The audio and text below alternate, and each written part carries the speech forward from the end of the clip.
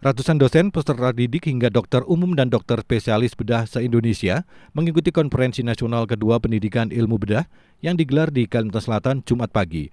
Konferensi nasional ini untuk memperdalam ilmu dan keterampilan para ahli bedah sebagai upaya meningkatkan standar pelayanan bedah di seluruh negeri. Targetnya bukan hanya meningkatkan standar pelayanan bedah di Indonesia, para ahli bedah Indonesia juga diharapkan bisa go internasional atau bisa bekerja sama di rumah sakit yang ada di luar negeri.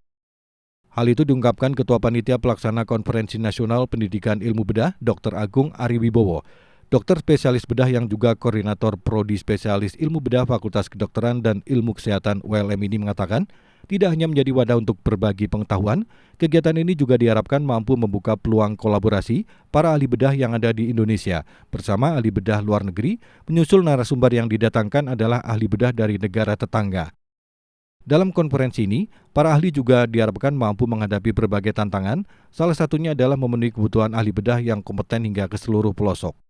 Jadi konferensi ini itu mengundang seluruh peserta didik di Indonesia dan para dosen di seluruh Indonesia, terutama pendidikan bedah ya. Jadi kita menyamakan persepsi tentang bagaimana pendidikan bedah ke depan.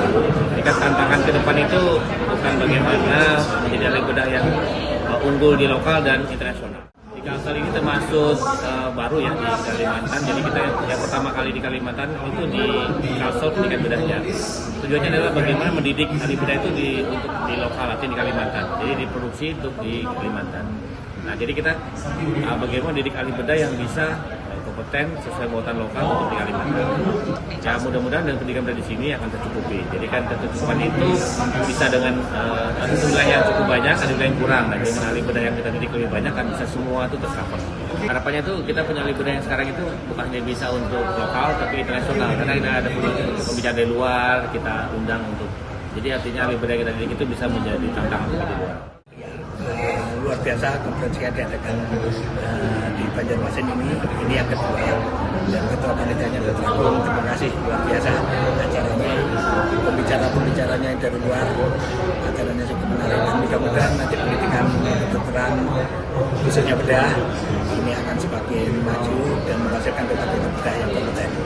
Ya, tantangannya adalah pendidikan bedah ini di mana waktu pendidikan yang semula panjang 6 tahun ini dipersingkat sehingga pendidik seperti Dr. Agung ini harus memberikan materi-materi yang lebih. Jadi waktunya itu mungkin lebih dari 8 jam sehari, lebih banyak lagi. Sekali lagi untuk mengejar kompetensi yang memang ada yang diharuskan didapat selama masa pendidikan. Ya, semakin kompeten dan kolegium ini memberikan itu di luar proses pendidikan, ada kos-kos yang diberikan kepada peserta didik BPDS sehingga pada saat mereka mengikuti ujian nasional itu mereka sudah dibekali dengan pengetahuan itu.